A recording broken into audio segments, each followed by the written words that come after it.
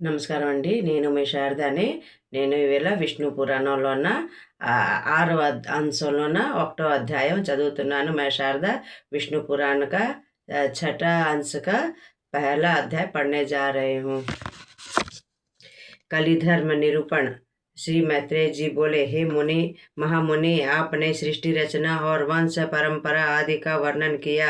अब कृपा करके कल्पांत में होने वाली महाप्रलय का यथावत वर्णन कीजिए। श्री पराशर जी ने कहा, हे मैत्रेय, मनुष्यों का एक मास, पितृगण का एक वर्ष, देवगण का और 2 सहस्त्र चतुर्युग, ब्रह्मा का एक दिन रात होता है।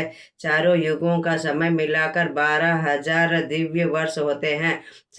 सतयुग में ब्रह्मा जी सृष्टि की रचना करते हैं और अंतिम कलयुग में उपसंहार करते हैं।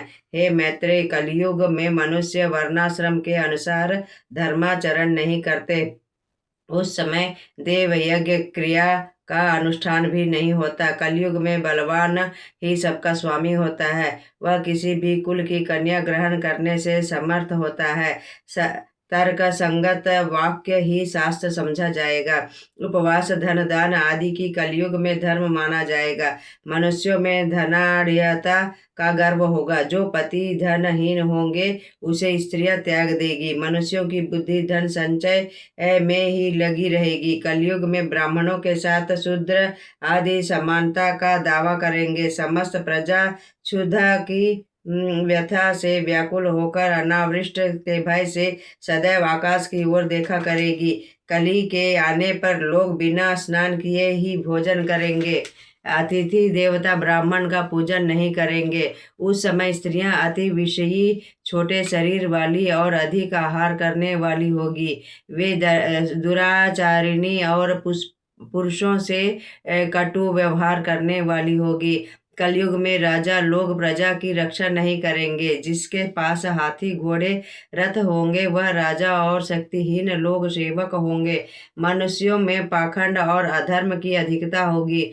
कलिकाल में 7 वर्ष की स्त्री और 10 वर्ष के पुरुषों से के ही संतान हो जाएगी। लोग अल्पायु होंगे। हे मैत्रेय जी, जब धर्म की अधिक हानि दिखलाई दे तभी मनुष्य को कलयुग की वृद्धि का अनुमान करना चाहिए।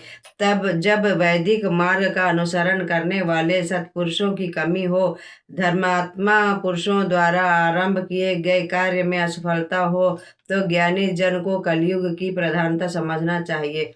वे विप्रवर कली के आने पर वृष्टि कम, खेती कम, उपज वाली और चारों वर्ण शूद्रवत हो जाएंगे। हे मुनिवर, कलयुग में माँ, सास और ससुर गुरुजन होंगे तथा स्त्री एवं साले की ही प्रियजन होंगे।